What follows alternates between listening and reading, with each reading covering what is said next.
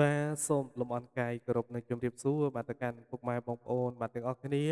បាទជាពិសេសបាទគឺពុកម៉ែបងប្អូនបាទដែលនិយមតាមដានបាទនៅដំរីបាទឆ្នោតយន្តប្រចាំថ្ងៃ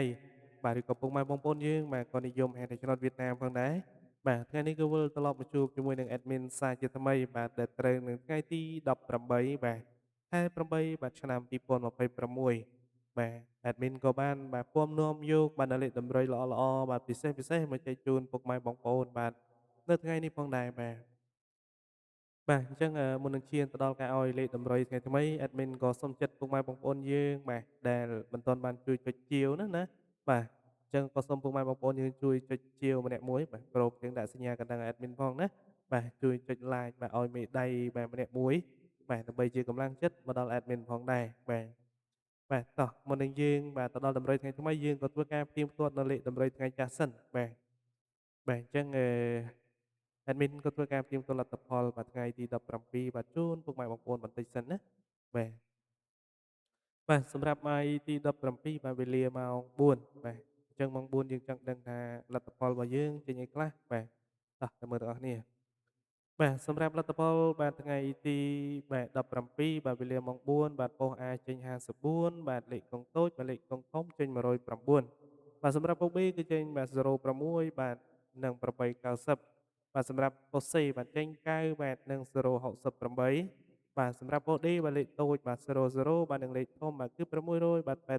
89បាទសម្រាប់ប៉ុស្តិ៍ H បាទគឺចេញ71និង217បាទសម្រាប់ប៉ុស្តិ៍ I បាទ I គឺ71បាទនិង217ដែរ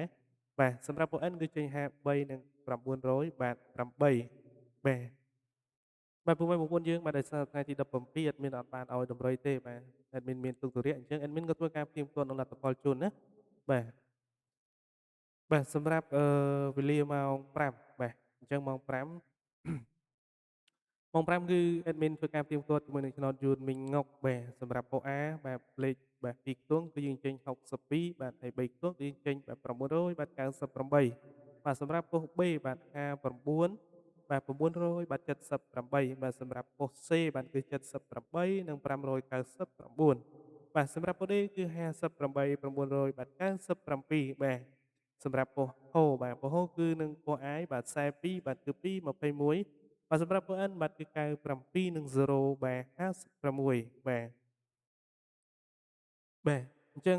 សម្រាប់បាទវេលាម៉ោង6វិញម្ដងបាទសម្រាប់ម៉ោង6បាទប៉ុស្តិ៍ A បាទលេខបាទ2ខ្ទង់យើងចេញ89បាទ61បាទ76បាទនិង71បាទ2ខ្ទង់យើងមាន4ប៉ុស្តិ៍បាទសម្រាប់3ខ្ទង់យើងមាន3ប៉ុស្តិ៍បាទអញ្ចឹង544បាទហើយ600បាទ87បាទនិង080បាទសម្រាប់ប៉ុស្តិ៍ B បាទគឺ01 939បាទសម្រាប់ប៉ុស្តិ៍ C បាទគឺ39 019បាទសម្រាប់ប៉ុស្តិ៍ D បាទគឺ09បាទគឺ193បាទឃើញថាលទ្ធផលឆ្នោតរបស់យើងថ្ងៃនេះបាទគឺដូច admin ឲ្យថ្ងៃទី16បាទ0ច្រើនមែនទែនបាទសម្រាប់វេលាម៉ោងបាទម៉ោង4ម៉ោង5បាទគឺយើងចូល0បាទម៉ោង6គឺនៅតែ0ទៀតណាបាទថ្ងៃនេះគឺធ្លាក់0ច្រើនមែនទែនពុកម៉ែបងប្អូនយើងបាទសង្ឃឹមថាពុកម៉ែបងប្អូនបាទគាត់បានបាទចូលហេងបាទទាំងអស់គ្នាតែម្ដងបាទលើលទ្ធផលនៃការផ្ទៀងផ្ទាត់របស់យើងក៏បានផ្ទៀងផ្ទាត់អស់ហើយអញ្ចឹងយើងក៏ចូលទៅដល់តម្រុយថ្ងៃថ្មីបាទសម្រាប់បាទតម្រុយថ្ងៃថ្មីនេះបាទ admin ក៏បានបាទចែកជូនពុកម៉ែបងប្អូនយើងបាទបាទសម្រាប់លេខតូចអញ្ចឹងលេខតូច admin ឲ្យពុកម៉ែបងប្អូនយើងថ្ងៃនេះបាទ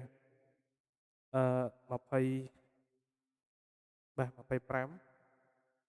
បាទ45 25 45ណាបាទលេខទី2បាទគឺ89បាទហើយនឹង96ណា89 96សម្រាប់3លេខអញ្ចឹងសម្រាប់3លេខគឺមានឲ្យពុកម៉ែបងប្អូនយើងបាទគឺ200បាទ72គុណបាទហើយនឹង900បាទ81គុណណាបាទសម្រាប់ការលេងអូសខ្ទង់អញ្ចឹងសម្រាប់ការលេងអូសគឺមានឲ្យពុកម៉ែបងប្អូនយើងបាទធ្វើការលេងជាមួយនឹងអូសបាទខ្ទង់